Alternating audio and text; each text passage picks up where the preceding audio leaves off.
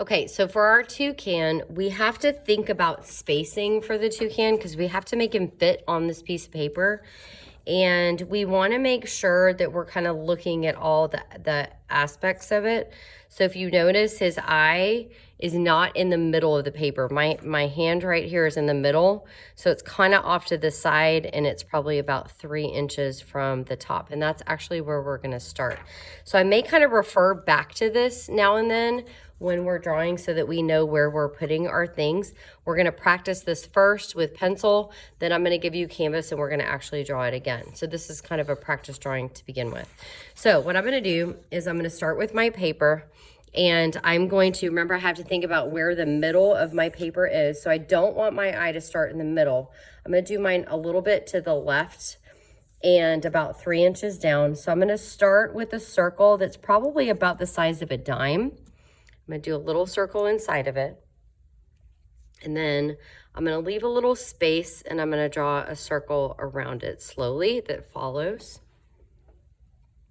Okay, so the next thing we're going to do is right to the right-hand side of it, I'm going to leave some space and I'm going to do a curved line that kind of follows a little part of it. This is going to be where my beak touches my head.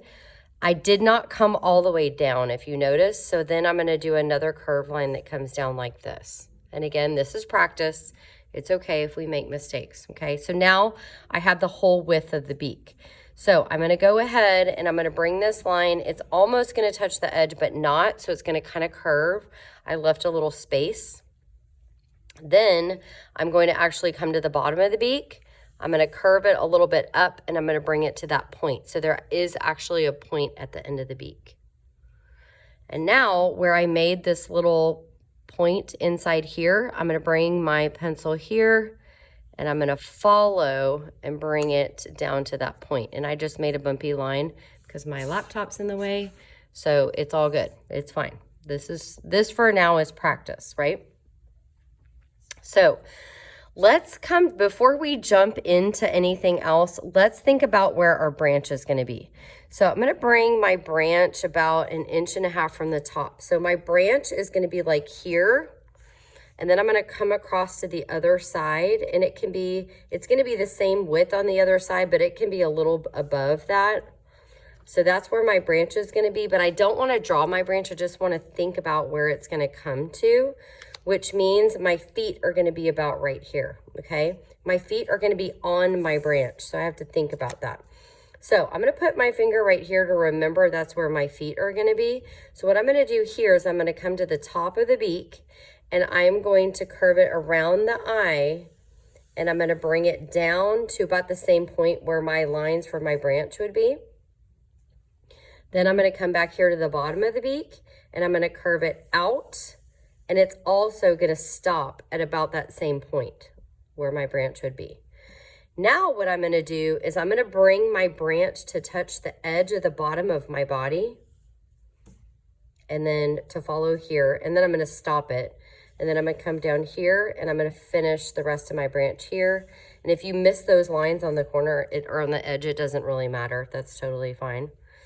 Now my feet are going to be on the branch. So this part is the kind of the weird part, and you can do this multiple ways. But for me, I know my branch is I'm going to bring it in a little bit. So my branch is going to come here. So what I'm going to do is for his feet, they're going to be ovals that are a little bit wider and taller than the branch. So I'm only going to do 2 ovals just like that. And then I'm going to join my branch. And I'm going to join in between my feet, and there I have my branch. Okay, we can add different things to that later on. Now under the branch, I'm going to do the bottom of the feathers. So all I'm going to do is a line almost down to the bottom on both sides. And then I'm going to connect that line with a zigzag or a slightly curved line.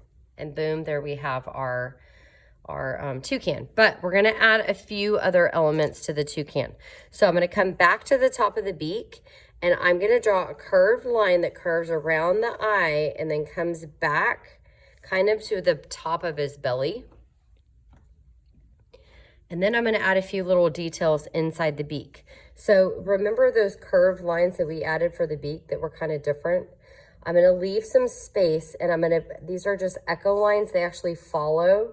So I'm going to do a curved line and a curved line. Then I'm going to leave a little space, and I'm going to do it again. So it's almost kind of like a stripe on his beak, but they're curved because his beak is curved. And then I'm going to leave a little bit more space, and I'm going to do the same line again. And if they're not exactly the same, it's totally fine. And there we have our toucan.